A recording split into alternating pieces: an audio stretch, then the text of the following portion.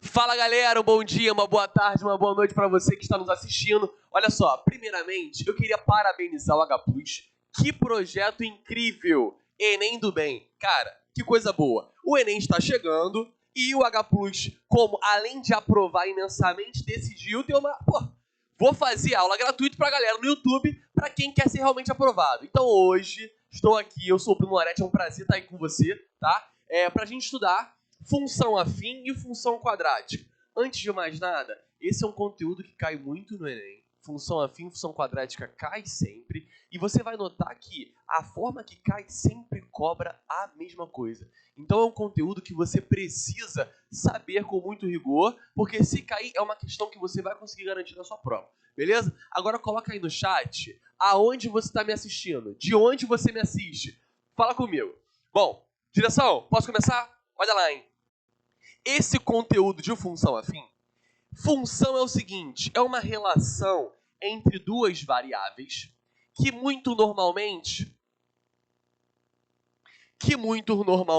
na sua prova você vai encontrar funções que são polinomiais ou do primeiro grau ou do segundo grau. A função polinomial do primeiro grau é essa que nós chamamos de função afim. Então a função afim você pode encontrar em algum livro aí na sua casa sendo chamada de função do primeiro grau. A função do primeiro grau, ela tem, por definição, o gráfico dela será sempre uma reta, tá? Então, a gente já aprendeu que o gráfico de uma função afim vai ser sempre uma retinha, beleza? Essa reta, ela pode estar assim, ó, crescendo, como ela pode estar decrescendo, beleza? E a estrutura dessa minha função afim, ela vai ser sempre da seguinte forma. Olha lá, esse meu eixo que está aqui, ó, horizontal, a gente chama de eixo X, ou eixo da abscissa, tá? E esse eixo aqui vertical, a gente chama de eixo Y, que é o eixo da ordenada. A gente sempre vai conseguir uma relação entre o Y e o X, que é a seguinte. Y é igual a X mais B. Essa é a estrutura da minha função do primeiro grau, tá? Eu sempre tenho um valor que está somando, que a gente chama de termo independente, que no caso aqui é o B, e eu sempre tenho um valor que está multiplicando a minha variável, tá? Sempre que você encontrar uma estrutura como essa, você vai chamar ela de função afim ou função do primeiro grau, beleza? Você pode encontrar também em alguns livros, na sua literatura aí, chamando esse Y de f de x. Cara, falar Y ou falar f de x é igual vodka ou água de coco. Tanto faz, tá? Então, quando você tem essa estruturazinha aqui, eu sempre tenho um valor constante que está somando com esse valor que está sempre variando. Primeira coisa, vamos lá, vamos aprender os nomes. Esse valorzinho B aqui, a gente chama de coeficiente linear ou termo independente, tá? Esse valorzinho aqui, o a gente vai chamar ele de coeficiente angular, beleza? E aí eu vou te dar exemplos bem ligeiros de funções que podem ser funções afim. Olha lá, y igual a 3x mais 4 é um exemplo de função afim. Y ou f de x é igual a x sobre 2 mais 3 é um exemplo de função afim. Repara que aqui o meu coeficiente angular é 3 e aqui o meu coeficiente linear é 4. Tá? No exemplo de baixo, o meu coeficiente angular é 1/2, é uma fração. Que isso, para mim? Pode ser fração? Pode ser fração, tá? Não tem problema, beleza? E o meu coeficiente linear é 3. Você pode até encontrar esses coeficientes sendo números diferentes, como raiz de 2, raiz de 3, π. Esses números nós chamamos de números racionais ou irracionais, tá? Na realidade, o A e B podem ser qualquer valores reais, beleza? Bom, então a nossa estrutura da função é basicamente essa aqui. Uma reta que ela pode estar cruzando o nosso eixo Y assim, Ela pode ser um pouquinho assim, ela pode ser decrescente. Isso vai depender do formato da sua função, tá? Então vamos lá. Primeira coisa, não se esqueça, quando você pensar no corte do eixo x, vai ser sempre quando o seu y vale 0. E quando você pensar no corte do eixo y, vai ser sempre quando o x valer 0. É sempre o contrário. Para eu encontrar o ponto que corta o eixo x, é quando o y vale 0. E para eu encontrar o ponto que corta o eixo y, é quando o x vale 0. Beleza? Então, quando você fizer o y valendo, o x valendo 0 aqui embaixo, vamos começar por esse aqui. Olha lá. Y é igual a A que multiplica 0 mais B. A que multiplica 0, isso aqui dá 0, né? Então eu já sei que quando o x vale 0, eu sempre vou ter o y igual ao B. Significa, então, que se o meu x está valendo 0, esse ponto que corta o eixo y aqui é o ponto B. Bruno, você está querendo me dizer que o ponto que corta o eixo y, que você acabou de falar, que é o coeficiente linear, é sempre o B? Sim. Então, se eu tenho aqui uma função que é 3x mais 4, significa que ela corta o eixo y no ponto 4? É isso que eu estou querendo te dizer. Se eu tenho uma função que é x sobre 2 mais 3, significa que ela corta o eixo y no ponto 3? Meu filho, muito bem, você acabou de aprender. Beleza? Aí, isso aqui é o ponto que corta o eixo y. Mas temos também o ponto que corta o eixo x. O ponto que corta o eixo x é quando o y vale 0. Então, quando você tiver o y valendo 0, tá assim, ó. 0 é igual a A vezes x mais B. Beleza? Vou pegar o B, eu vou passar subtraindo. Menos B é igual a x. Pego o x, o A passa dividindo. Menos B sobre A. O ponto que corta o seu eixo x vai ser sempre menos B sobre A, tá? Então, basta você isolar ali a sua variávelzinha x e você vai encontrar. Então, esse pontinho aqui, ó, que é o ponto que corta o eixo x, é o menos B sobre A. Beleza, galera? Deu para entender? Aí, eu quero te mostrar uma coisa bem interessante. Repara só. Coeficiente linear é esse ponto que corta o eixo y ali. Um ponto que é constante, certo? Agora tem o coeficiente angular. O coeficiente angular, ele vai medir para a gente a taxa de variação da minha função. Ele vai medir para a gente se a reta está muito inclinada, se ela está pouco inclinada, se ela está mais para baixo, ou se ela está decrescente, se ela está muito decrescente, se ela está um pouquinho menos. Ele vai medir a taxa de variação da minha função. Então, esse meu coeficiente angular aqui, esse Azinho, mostra o quanto a minha reta cresce ou não. Repara, y igual a 3x mais 4. A cada valor que você vai pensando aqui no x, você triplica ele e soma 4. Olha a função de baixo. Y igual a x sobre 2 mais 3. Nessa função aqui, a cada valor que você pensa no x, você divide por 2 e soma 3. Qual função entre essas duas você acha que tem o maior coeficiente angular? Tem a maior taxa de variação? É a primeira. Porque a primeira, ela, a cada vez que eu penso no valor de x diferente, maior, eu estou triplicando ela e somando 4. Agora a outra eu divido por 2 e somo 3. Então ela cresce de forma mais lenta. Então a 3x mais 4 vai ser uma reta bem inclinadinha, uma taxa de variação bem alta, tá? Agora, a x sobre 2 mais 3, ela já vai ser um pouquinho menos, porque ela demora mais para crescer. Faz sentido isso para você? Uma outra coisa importante é o seguinte, você pode encontrar essa sua taxinha de variação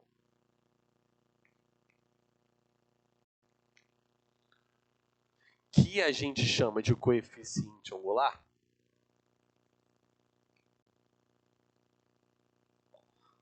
Repara só. Essa minha taxa de variação tem um ângulo aqui, ó, que forma com o eixo x, tá vendo? Esse ângulo é o que eu chamo de ângulo θ. É o quanto a minha reta está inclinada ou não. Aquele ângulozinho θ ali, ele vai mostrar pra gente se ela está crescendo muito ou pouco. Que, na verdade, é o nosso coeficiente angular da reta. Então, esse meu coeficiente angular da reta, ele pode ser determinado a partir do quanto está variando no y pelo quanto está variando no x. Repara só, imagine que você pegue aqui um ponto que você sabe, que é esse laranja, e esse outro laranjinha aqui. Para eu descobrir o quanto que ela está variando, basta eu dividir o quanto está variando no y sobre o quanto está variando no x. E aí eu estou vendo, bom, a cada passo que eu aumento no x, o meu y anda tanto. A cada passo que eu aumento no x, o meu y anda um tantinho.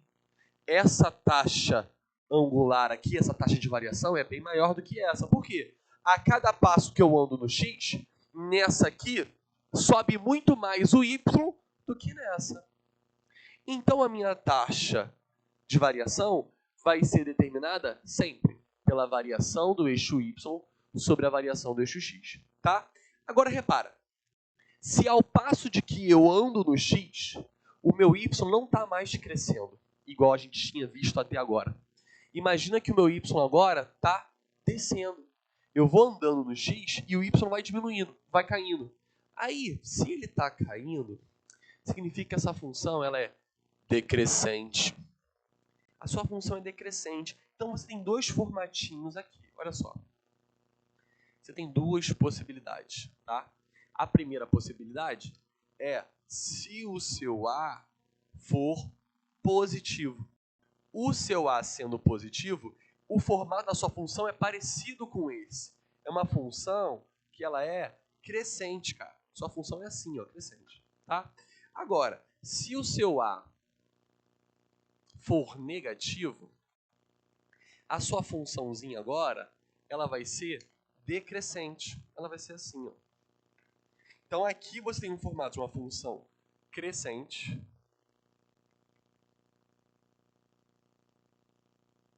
E aqui embaixo, uma funçãozinha decrescente.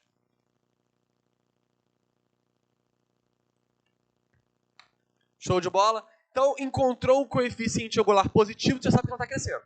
Encontrou o coeficiente angular negativo, você já sabe que ela está o quê? Decrescendo. Beleza, galera? Vamos praticar? Oh, que maravilha!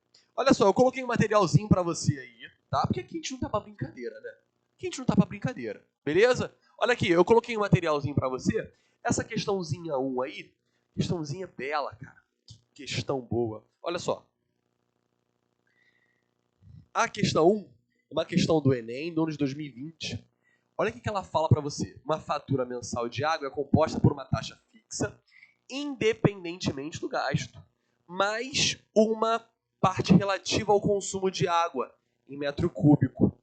O gráfico relaciona o valor da fatura com o volume de água gasto em uma residência no mês de novembro, representando uma semi-reta. Observa-se que nesse mês houve um consumo de 7 metros cúbicos de água. Sabe-se que em dezembro o consumo de água nessa residência em metro cúbico dobrou em relação ao mês anterior. O valor da fatura referente ao consumo no mês de dezembro nessa residência foi de quanto? Então, repara só, a minha funçãozinha, ela tem um formato. O formato dela é esse aqui, ó.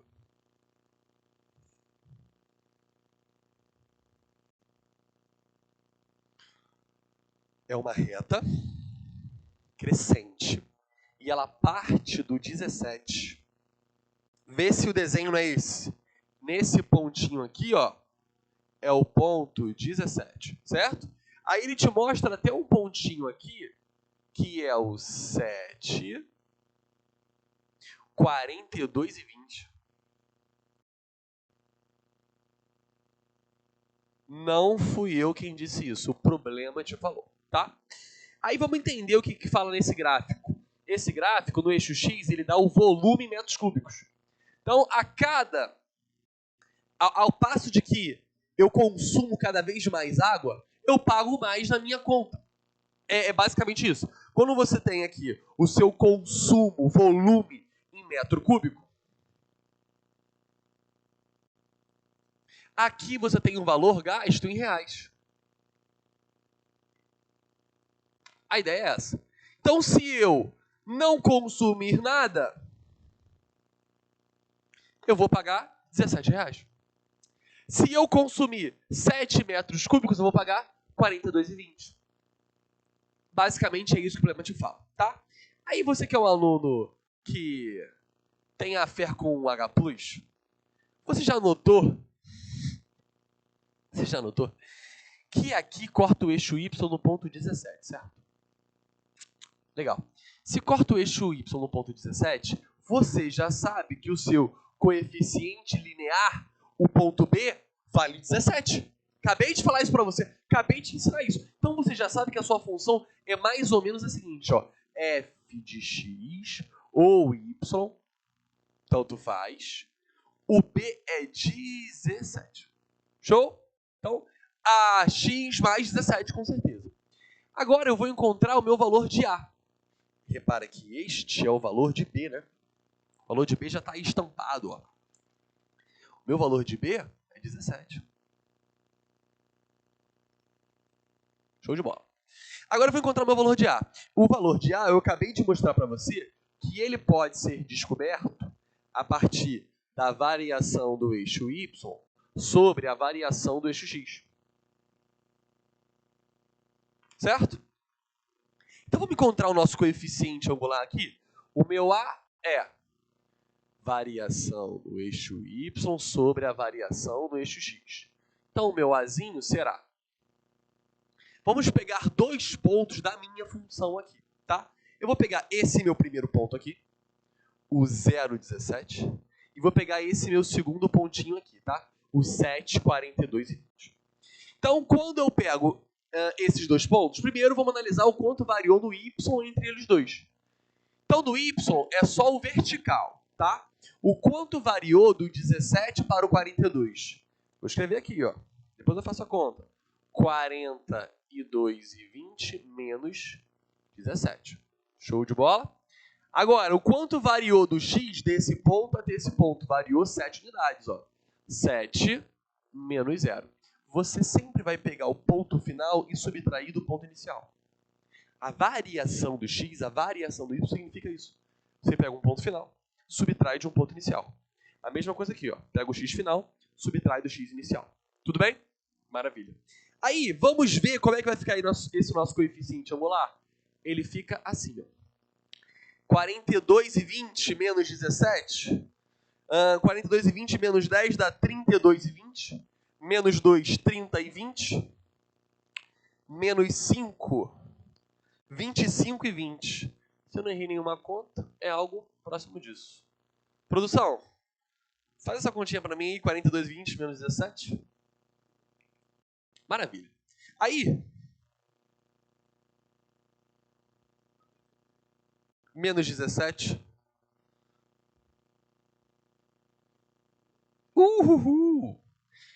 Não é porque eu dou aula de matemática que eu sou bom de conta, tá?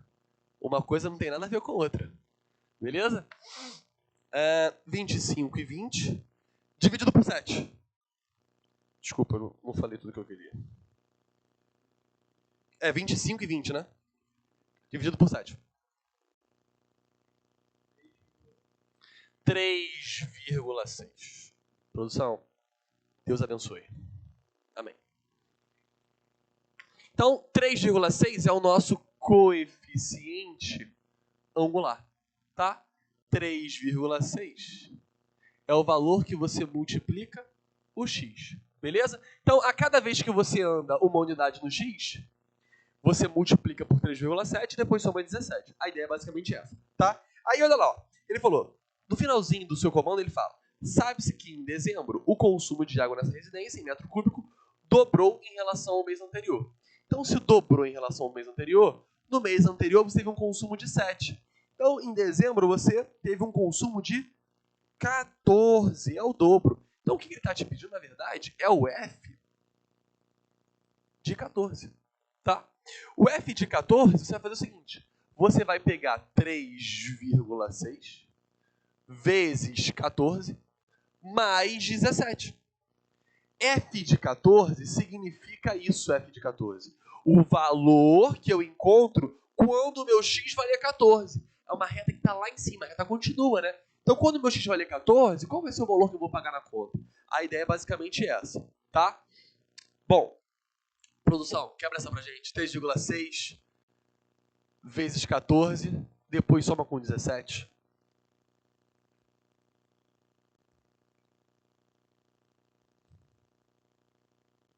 Ô, diretor, quebra essa pra mim. 3,6 vezes 14, depois soma com 17. Isso. É ele. 67,4. 67,4 está para a gente em qual intervalo? Entre 65 e 70. Gabarito que letra? Letra A. Beleza? Tudo bem, galera? Maravilha, vamos seguir. Aí, quando a gente segue, tem a questãozinha 2 aí, ó, Enem também, questão boa, tá? Aí do ano de 2016. Olha lá. Vou fazer essa aqui com você de um jeito diferente. Diferente. Repara que a sua reta aí, ela é uma reta decrescente, né? Ela parte de 30%, vai até um 6.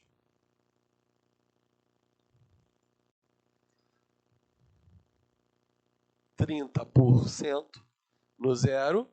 E cuidado, repara. Aqui embaixo, ele colocou 1, ó. Cuidado, tá? Então aqui não é zero. Se aqui não é zero, significa que o meu B não vale 30%. Porque ele não começa do zero. Começa do 1. Tá? E vai até o ponto 6, 10%. Isso, 6, 10%. 6, 10%. Legal. Aí, quando nós fizermos essa funçãozinha, eu vou ter o seguinte, olha lá. Questão 2. Um dos grandes desafios do Brasil é o gerenciamento dos seus recursos naturais, sobretudo os recursos hídricos. Existe uma demanda crescente por água e o risco de racionamento não pode ser descartado. O nível de água de um reservatório foi monitorado por um período, sendo o resultado mostrado no gráfico. Suponha que essa tendência linear, observada no monitoramento, se prolongue pelos próximos meses. Nas condições dadas, qual o tempo mínimo após o 6º mês para que o reservatório atinja o nível zero de sua capacidade? Então, repara só. Você encontrou uma reta que está num plano cartesiano, então você já sabe que a estrutura dela é uma estrutura de uma função afim. Então, você já linkou o tema da sua questão com a questão que você está ali encontrando, tá? Questão clássica do Enem, com gráfico, ele quer um valor futuro, beleza? Então, primeira coisa, a gente pode fazer da maneira que nós fizemos? Sim. Mas eu vou te mostrar uma resolução que é rápida. Uma resolução que aqui no H+ a galera faz. Então, olha só. Como que você vai fazer? Você gosta de regra de 3, filho? Porra, quem não gosta de regra de 3, né? Mas cuidado. Para você fazer regra de 3 num problema de função afim, você precisa de molejo, tá? E esse molejo, ele vai ficar no seguinte. A gente vai fazer sobre a variação e nunca pelo ponto. Ou seja, eu não posso falar que 1 está para 30%, assim como 6 está para x. Não posso fazer isso. Eu tenho que fazer pela variação. O quanto variou no x e o quanto variou no y. Isso vai otimizar o seu tempo nas questões de uma forma absurda. Então, olha lá. O quanto varia no x e o quanto varia no y. Então, você tem que pegar 2 pontos da sua função e ver o quanto variou no x e o quanto variou no y desses 2 pontos. Bruno, pode ser qualquer ponto? Qualquer 2 pontos que pertençam à sua função. Então, eu vou pegar aqui esse ponto que é o 1, 30%, e o ponto que é o 6, 10%. Tá? Quando eu saio do 1 até o 6, variou quanto no x? Variou 5 unidades. Do 1 para o 6, variou 5 unidades. Beleza? Então, ao passo de que varia 5 no x, 5 unidades no x, no y variou quanto? Eu saí do 30% e fui para o 10%. Variou 20%. Então, quando eu vario 5 no x, varia 20% no y. Legal? Agora vamos à pergunta dele. Nas condições dadas, qual o tempo mínimo após o sexto mês para que o reservatório atinja o nível zero de sua capacidade? Então, o que eu quero? Depois do sexto mês, e repara que o sexto mês, ele está com 10%, né? Depois do sexto mês, eu quero saber o quanto tem que variar no Y. Eu quero saber o quanto tem que variar no X para que o Y varie 10%. No sexto mês eu não tenho 10%.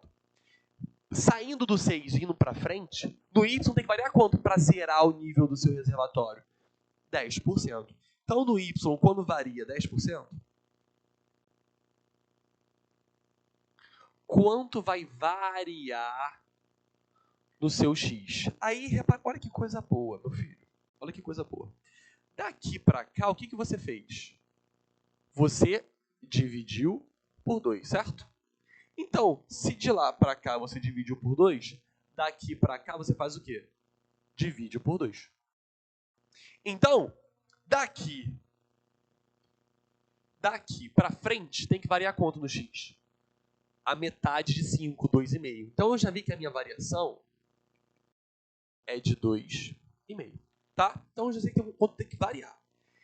Se eu quiser encontrar qual é o mês que isso vai acontecer, se eu já estou aqui no mês 6, eu preciso somar 2,5, porque isso aqui é quanto vai variar, tá? Então, é 6 mais 2,5. Isso aqui vai acontecer na metade do 8º mês. Beleza? Vamos à pergunta dele agora. Nessas condições, qual o tempo mínimo após o 6º mês para que o reservatório atinja o nível zero? Pô, após o 6º mês tem que variar quanto? Tem que variar 2,5 meses. Que letra é essa? Letra A.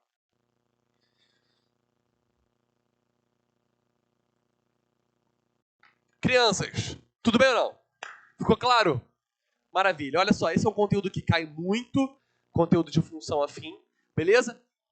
Mostrei para você como é que você vai fazer de uma forma bem, né, teórica, rigorosa, delta y, delta x, encontrar qual é a estrutura da sua reta, mas você também pode fazer assim por regra de 3. E quando você faz por regra de 3, isso otimiza o seu tempo, tá? Agora, tudo é prática, cuidado, não se esqueça, sempre variação. Maravilha? Vamos seguir agora. Agora eu vou entrar no conteúdo de função quadrática, função do segundo grau, que é um assuntinho que cai muito também, tá? Então, olha lá, função do segundo grau.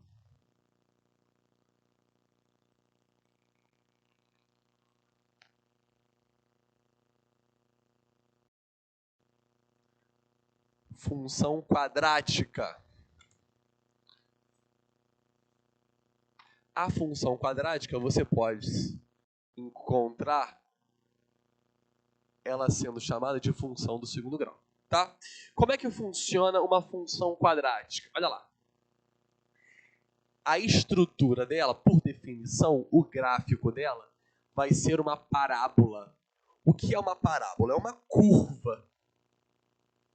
É uma curva em que ela momentaneamente está decrescendo, para de descer, chega num ponto de mínimo, tá, global, e depois ela volta a subir. Isso quando ela tiver esse formato. Quando a parábola estiver virada para cima, com a concavidade para cima. Agora, você pode encontrar uma parábola que a concavidade está virada para baixo. A parábola que tem concavidade virada para baixo, o seu ponto ali não é mais mínimo, né? Não é um ponto que está lá embaixo. Agora é um ponto que está onde? Está lá em cima. Tá? Ela vem crescendo. Beleza? Então essa é a primeira coisa. Essa é a estrutura da minha função quadrática. Legal? Como que vai ser a lei de formação, né? Lá não era y igual a x mais b? Vai ser parecido aqui, tá? Aqui vai ser y igual a x quadrado mais bx mais c. Repara o seguinte, que naquela função afim lá do primeiro grau,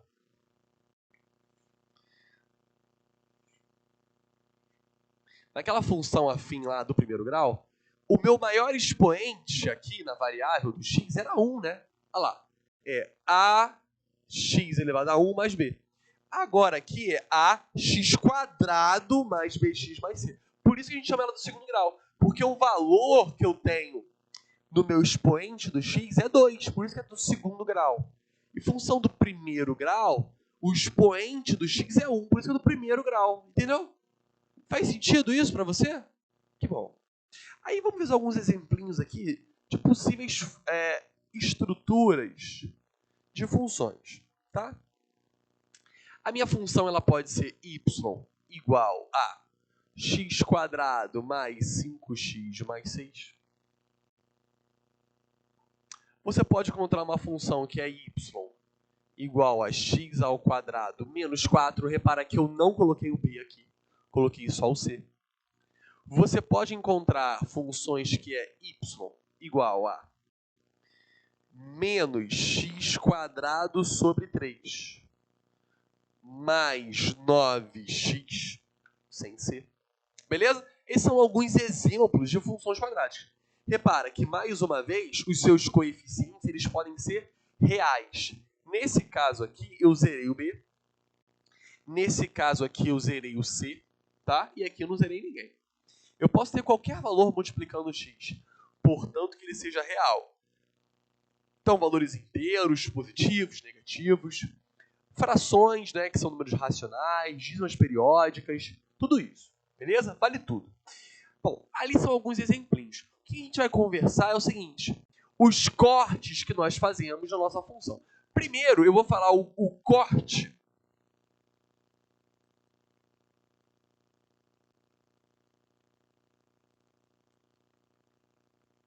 O corte no eixo y.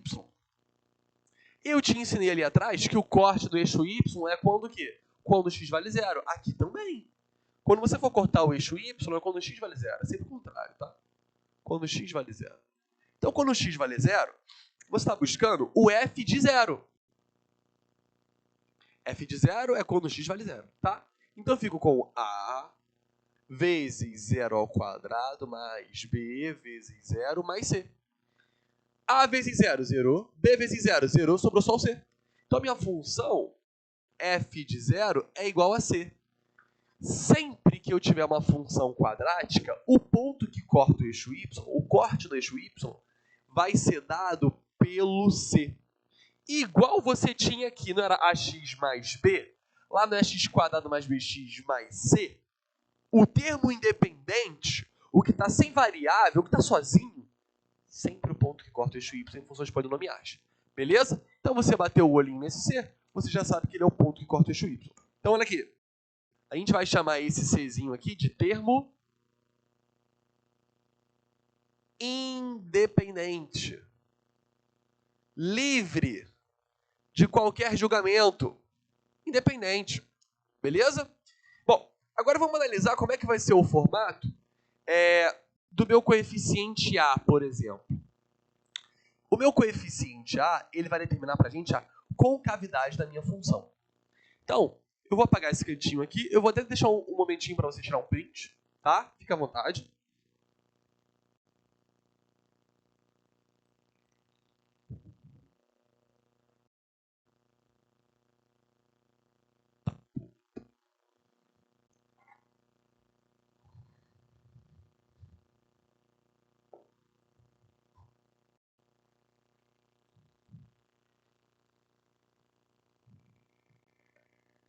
Olha lá. Vamos analisar, vamos fazer um estudo do coeficiente do A, tá? Falei ali do termo independente, beleza. Vamos falar o estudo do nosso coeficiente, bem rapidinho.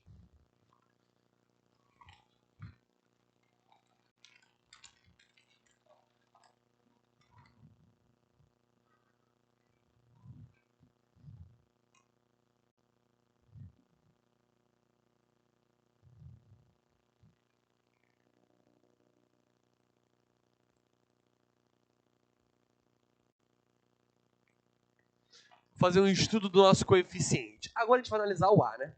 Eu já tinha comentado com você que a minha parábola ela pode estar virada para cima ou virada para baixo. Se a minha parábola estiver virada para cima, significa, a gente chama de que a concavidade dela é virada para cima, significa que a gente está indo almoçar. Olha lá. Carinha feliz. Quando você vem assistir a aula do Enem do Bem. É quando a concavidade está para cima, você está feliz. Agora, quando a aula estiver prestes a acabar, você vai estar com a carinha triste. Olha lá. Olha lá. Bem triste ficou, né? Quando a parábola estiver virada para baixo, concavidade para baixo, significa que o seu A, das duas, uma, ou ele é positivo, ou ele é negativo. Então, isso é algo sobre o A. Quando o A está para cima, a concavidade é para cima. Quando é positivo, a concavidade é para cima. Quando o A é negativo, a concavidade é para baixo. Então, isso é um estudo do seu coeficiente da função. Tá? Agora, só para não esquecer, lá eu tinha falado do ponto que corta o eixo Y, né? Aqui eu vou falar do ponto que corta o eixo X.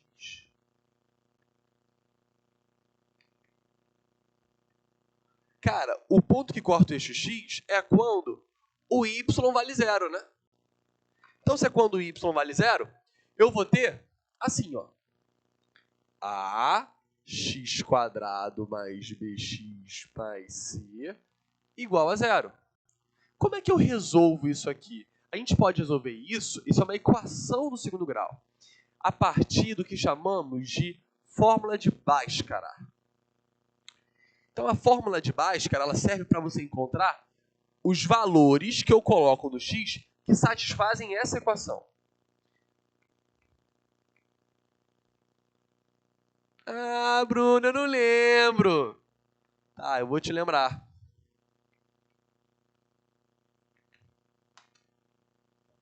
Como é que é essa fórmula de Bhaskara? Primeiro você faz o delta, que a gente chama de discriminante. B² menos 4AC. B² menos 4 vezes A vezes C.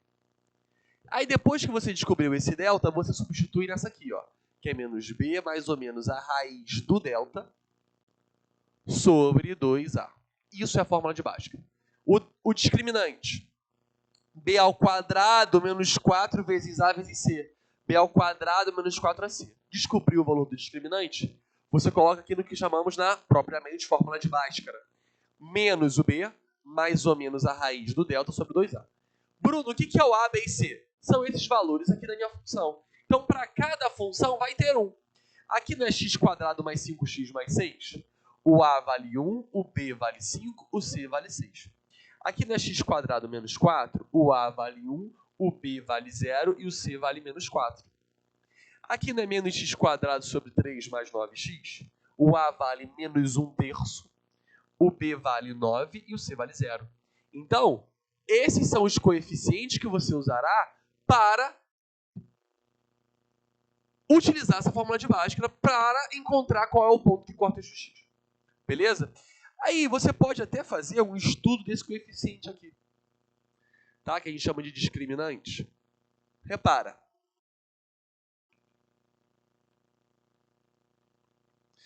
Esse discriminante, esse cara, ele pode assumir um valor negativo, um valor positivo, um valor igual a zero. Se ele assumir um valor positivo, aqui eu vou ter menos B mais a raiz desse cara. Vamos supor que esse cara seja 36, tá? Então eu tenho menos B mais a raiz de 36, que é 6. Menos B mais 6 sobre 2A. E a outra raiz vai ser menos B menos 6 sobre 2A. Tem sempre duas raízes. Tem sempre dois valores. É por isso que era do segundo grau. Tem duas raízes. Olha, uma raiz está aqui, que a gente chama de x1, e outra raiz está aqui, que a gente chama de x2. Tá bom? Essas são as raízes da sua função. Como é que você encontra elas? Aqui, ó, menos b mais a raiz de delta sobre 2a é uma. Menos b menos a raiz de delta sobre 2a é outra. Então, se esse discriminante for positivo, você vai ter duas mesmo. Agora, se ele for igual a zero, se aqui você fez as contas, deu zero, vai encontrar menos b mais 0 sobre 2a, que é menos b sobre 2a, né? E menos b menos 0, que é menos b sobre 2a, é a mesma coisa, né? Então, quando o seu delta vale 0, você vai ter uma raiz só. Na verdade, a gente vai ter uma raiz de multiplicidade 2, uma raiz dupla. Tá bom? Agora, se esse delta der negativo, você fez a conta aqui, botou o valor de A, B e C, fez a conta. Deu negativo, tu vai estar chegando numa raiz de número negativo. Cara, não existe raiz de número negativo, tá? Dentro do conjunto dos reais. O número complexo aqui é o plano cartesiano. Então, não existe número negativo no Enem para você, tá? Raiz de número negativo. Então, aqui, você não tem raiz. E aí, o seu gráfico ele não vai cortar o eixo X, ele vai flutuar, tá? Ele não vai nem cortar. Ele vai vir descendo, igual ele tá aqui, ó. Vai vir descendo e não vai nem cortar, vai flutuar, tá bom? Maravilha. Aí, existe uma outra coisinha que é de em suma importância, que é o vértice da sua função. Meu amigo Charlie Brown, isso é muito importante. O vértice da sua função é o momento em que a sua função é máxima ou mínima. Se o seu A for negativo, positivo, como é esse caso, o seu vértice vai ser um ponto de quê? Um ponto de mínimo. Agora, se o seu A for positivo, assim, né? Ponto de mínimo. Agora, se o seu A for negativo, que é você depois da aula triste, que a aula acabou, se o seu A for negativo, o seu vértice é esse ponto aqui de máximo. O que é o vértice, então? O vértice é o ponto de inflexão. Você está crescendo, parou de crescer, começou a descer. Aquilo ali é um ponto de inflexão. É uma mudança de comportamento da minha função. Ela vem crescendo, depois ela passa a descer. Quando ela passa a descer, a gente chama aquilo ali de vértice. Tá bom? Agora, quando ela está descendo, para de descer e começa a subir, isso também é um ponto de vértice, só que dessa vez é um ponto de inflexão de mínimo. Entendeu? Esse ponto de vértice, como qualquer ponto que pertença à minha função, ele tem um par de coordenadas. Ele tem um par. Esse pontinho de vértice aqui, ele não tem um par de coordenadas. O primeiro valor aqui é o x de um ponto que eu chamo de vértice, é o x do vértice. O x de um ponto que eu chamo de vértice, a gente aglutina, fala uma coisa só, fala assim, x do vértice. Na verdade é o x do ponto que eu chamo de vértice. Esse ponto y aqui é o y de um ponto que eu chamo de vértice. Y de um ponto que eu chamo de vértice, a gente fala assim, ó, y do vértice. Fala uma coisa só. Legal. Então, numa função sempre haverá x do vértice e y do vértice. Tá bom? Então, o meu vértice da função tem um par de coordenadas que é o x do vértice e y do vértice. Tá? O meu x do vértice, não sei se você notou, queridinho jovem, ele está bem no meio das suas duas raízes, x1 e x2, tá vendo? Então ele é a média das duas. Só você somar as duas e dividir por 2 vai dar ele, tá?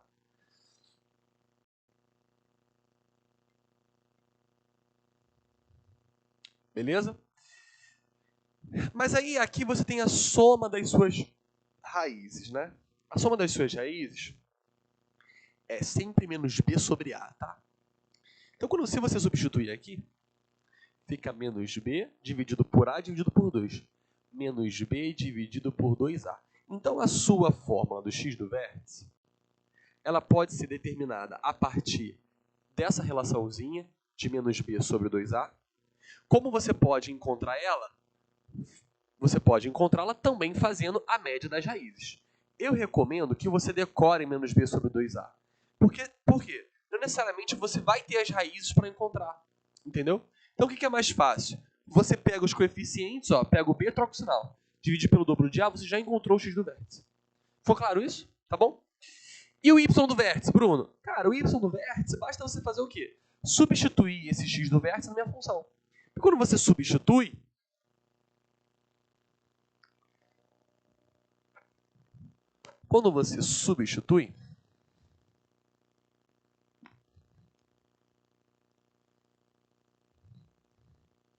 cara, esse quadro aqui é muito lindo, né? O quadro preto. Tu gosta de quadro preto também? Cara, eu sou apaixonado em quadro preto, cara. Acho muito bonito.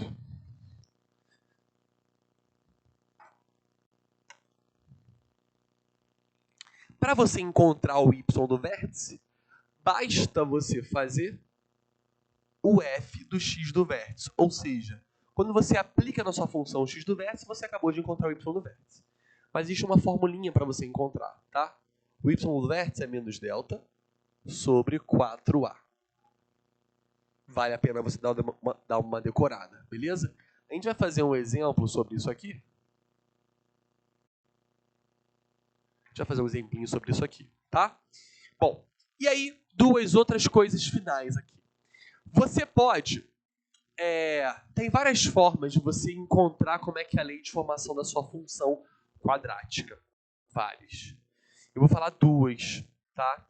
Vou falar duas que eu acho muito importantes. Que é a que a gente chama de forma fatorada.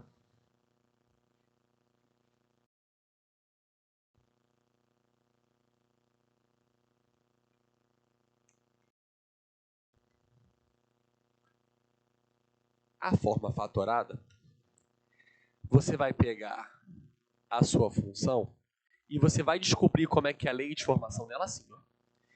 A que multiplica x menos x1 que multiplica x menos x2. E o que é x1 e x2? São as raízes da sua função, que você encontrou a partir da fórmula de Bhaskara, x1 e x2. Tá?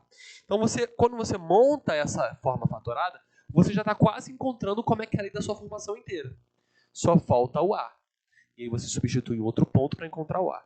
A gente vai fazer um exemplo sobre isso, tá? Mas entenda que isso aqui é uma forma de você descobrir qual é a lei de formação da sua função quando você tem um gráfico, tá? E aí, pouco se fala, aqui no Brasil, da forma canônica. Eu vou soltar essa forma canônica mais como um plus para você, entendeu? Como um plus para ti. Ela é assim, ó. A que multiplica x menos x do vértice ao quadrado mais y do vértice. No Brasil usa-se muito pouco essa forma canônica. Exames como o IB, que está fora do país, usa-se muito, tá? Bom, e aí, como é que você usa as duas? Elas servem para você encontrar a lei de formação da sua função. Em uma, é quando você tem as raízes. Tu tem as duas raízes, tu substitui aqui as duas raízes e vai encontrar a sua forma da função.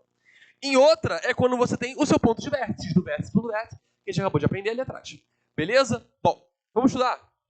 Não que a gente já não esteja estudando, né? Mas vamos praticar. Olha lá. Produção, tô no tempo? Eu tenho quanto ainda? Maravilha. Maravilha. Olha aqui. Questãozinha 3. Olha lá. Olha aqui. Olha lá. A sua questãozinha 3 fala o seguinte. Um estudante está pesquisando o desenvolvimento de certo tipo de bactéria. Encontrou uma questão assim do Enem? Cara, pense sempre em duas coisas importantes. A bactéria, caraca, isso chama muita atenção para ou função exponencial, progressão geométrica, tá? Ou também você pode adaptar essa cultura de bactérias para outras funções, como, por exemplo, esse caso de função quadrática. Bom, para essa pesquisa, ele utiliza uma estufa para armazenar as bactérias. A temperatura no interior da estufa, em graus Celsius, é dada pela expressão... Opa! Ele já te deu qual é a expressão. Olha lá. Tesão de H. Repara que ele trocou X por H, tá? Não tem problema. Menos H quadrado mais 22H menos 85. Em que H representa as horas do dia. Horas do dia. Sabe-se que o número de bactérias é o maior possível quando a estufa atinge sua temperatura máxima. Opa! Leu temperatura máxima, tu lembra de duas coisas. De vértice da função quadrática ou da temperatura máxima mesmo que tinha na televisão, que tu via filme lá, dormia.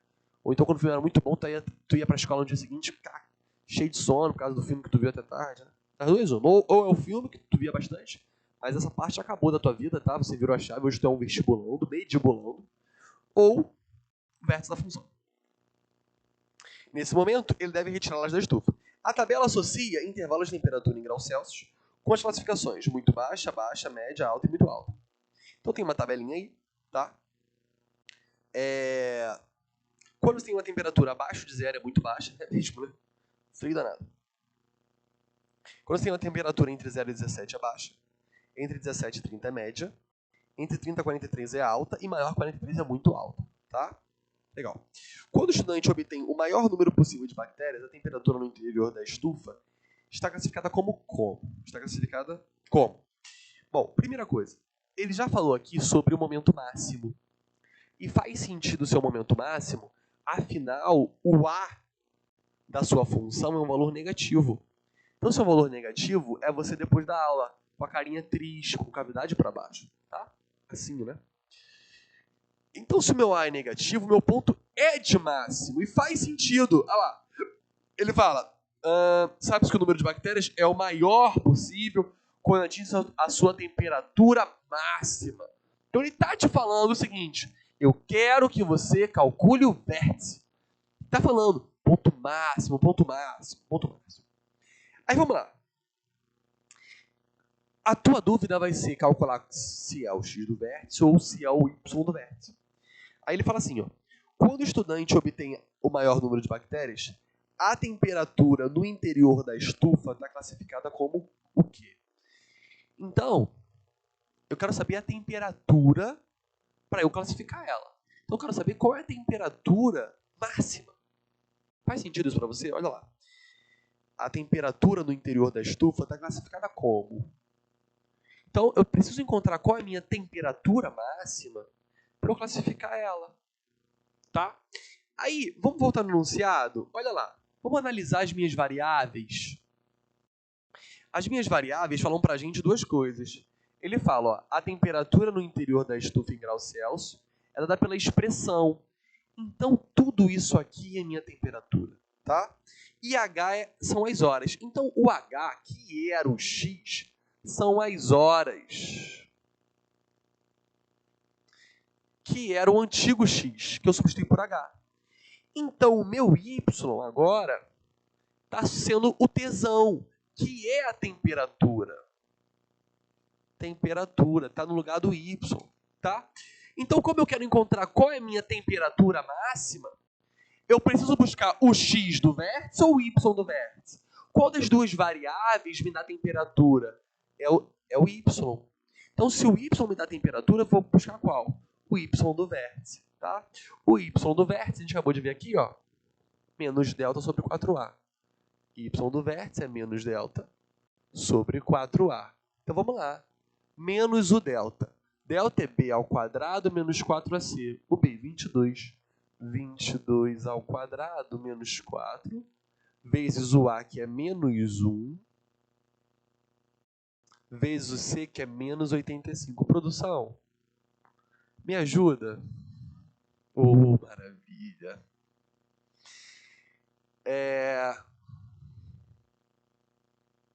22 ao quadrado.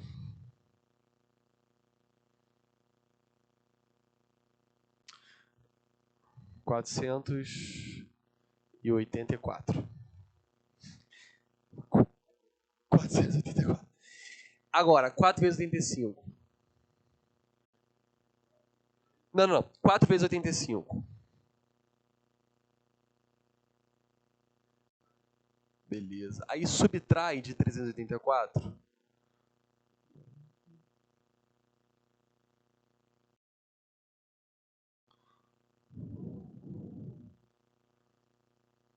Quanto deu? Pega 340, subtrai de 484 e divide por 4. Isso aí dá 44. 144, né? Dividido por 4. Obrigado. Diretor, Deus abençoe. Aí vamos lá. O que eu fiz aqui? 22 ao quadrado, 484. Tá? E aqui, menos 4 vezes menos 1 dá 4. 4 vezes menos 85 dá menos 340. Só que repara que tem sinal de menos na frente. Aí eu troco o sinal de todo mundo lá dentro. Tá? Esse cara que deu 484, ele fica negativo. Esse cara que deu menos 340, troca, fica positivo, mais 340. Tá? 340 com menos 484, isso dá 144. Negativo. 144 dividido por 4, dividir por 4 e dividir por 2 duas vezes. Divide por 2, 72. Divide por 2, 36. Tá? Então essa é a sua temperatura máxima. Beleza? Aí vamos classificar ela. 36 graus está no intervalo entre 30 e 43. Ou seja, temperatura alta, né? Que letra é essa? Letra D. Beleza ou não? Show de bola? Isso é uma questãozinha clássica de vértice, tá? Saideira. Enem, 2017.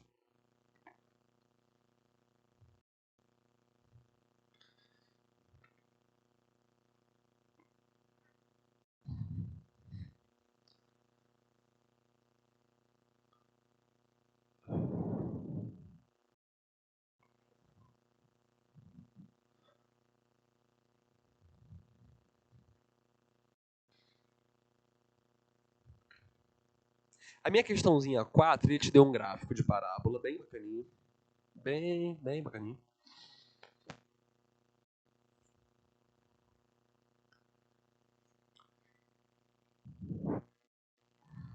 E a sua função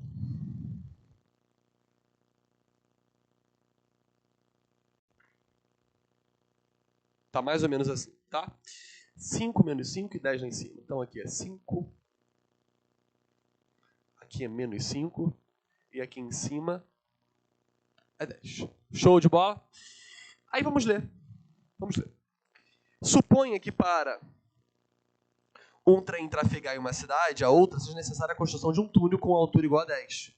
Por questões relacionadas ao tipo de solo a ser escavado, o túnel deverá ser tal que qualquer seção transversal seja o arco de uma determinada parábola. Então tá, essa é a estrutura do seu túnelzinho, né? Como apresentado na figura 1. Deseje saber qual é a equação da parábola que contém esse arco. Considere um plano cartesiano com o centro no ponto médio da base de abertura do túnel, conforme a figura 2. Qual a equação que descreve a parábola? Então vamos lá. Eu quero encontrar qual é a lei de formação dela. Lei de formação, você pode usar duas coisas, ou a forma fatorada ou a forma canônica. Tá? Vamos usar a forma fatorada, que é a mais famosa. Aqui. A forma canônica funciona para esse problema? Funciona, porque ele te deu o ponto de vértice. O vértice é esse 10 aí, ó, que é o 0, 10. Quando x vale 0, o y vale 10. X do vértice 0, y do vértice 10. Tá? Mas eu vou usar a forma fatorada. A forma fatorada, a lei dela é fx igual a que multiplica x menos x1, x menos x2. Beleza? Então a minha função f, ela vai ser a que multiplica x menos uma raiz. Qual é a primeira raiz? Menos 5. Então é x menos 5. X mais 5. Qual é a segunda? 5. Então é x menos 5. Então essa é quase a minha estrutura. Eu não encontrei tudo, falta o a. Como eu faço para encontrar o a? Eu vou substituir um ponto da minha função que eu não tenha usado ainda. Os 5 e menos 5 eu já usei. Falta encontrar e substituir isso aqui, que é o 0, 10. Quando x vale 0, o y vale 10. Então eu fico com 10 é igual ao a, que é o que eu quero, que multiplica. O x vale 0. 0 mais 5. 0 menos 5. Então, 0 mais 5 deu 5. 0 com menos 5 deu menos 5. 5 vezes menos 5 dá menos 25. Tá multiplicando, né? Passa dividindo. O meu a, ele fica 10 sobre menos 25. Tá? Nas minhas alternativas está em fração, tá vendo? Então o que eu vou fazer? Eu vou simplificar, tá? Os 2 por 5. Aqui em cima fica 2, aqui embaixo fica 5. Então mais com menos deu menos. Então o meu valor de a é menos 2 quintos. Menos 2 quintos. Esse é o meu valor de a. Menos 2 quintos. Agora, quando eu coloco aqui, eu já encontro a estrutura da minha função. A minha função é fx é igual a menos 2 quintos, que multiplica x mais 5, x menos 5. O que eu vou fazer agora? Eu vou fazer o processo da distributiva lá, ó. Chuveirinho. Fx é igual x com x quadrado. X vezes menos 5x menos 5x. 5 vezes x, 5x. 5 vezes menos 5, menos 25. Aí você ganhou o 5x, perdeu o 5x, tá? A gente chama isso de diferença de quadrados. Produto da soma pela diferença. Beleza. Aí, eu vou pegar esse menos 2 quintos e vou distribuir. Então, minha função ela é fx é igual menos 2 quintos vezes x quadrado. Menos 2x quadrado sobre 5. Menos 2 quintos vezes menos 25. Aí eu vou cortar rapidinho. Esse 5 com 25 vai dar 5. Menos 2 vezes menos 5 vai dar mais 10. Então, essa é a estrutura da minha função. Beleza? Menos 2x ao quadrado sobre 5 mais 10. Letra A. Menos 2 quintos x ao quadrado mais 10. Perfeito. Letra A. Bom, outras coisas importantes. Como corto o eixo y no ponto 10, eu já sabia que o meu b era 10, né? Olha lá. O termo independente não é o corte no eixo y quando o x vale 0. O C, o que está sozinho, não é sempre o ponto que corta o eixo y. Qual é o ponto que corta o eixo y aqui? Não é o 10? Então, certamente tem que marcar uma alternativa que seja mais 10. Tá? Pessoal, foi um prazer estar aqui com vocês. Tá? Vou sair aqui para o momentozão do print. Beleza? Um beijo no coração, bons estudos. Bons estudos. Uma ótima prova do Enem, uma boa preparação. Conte sempre com o H+, que a gente está aqui para ajudar vocês.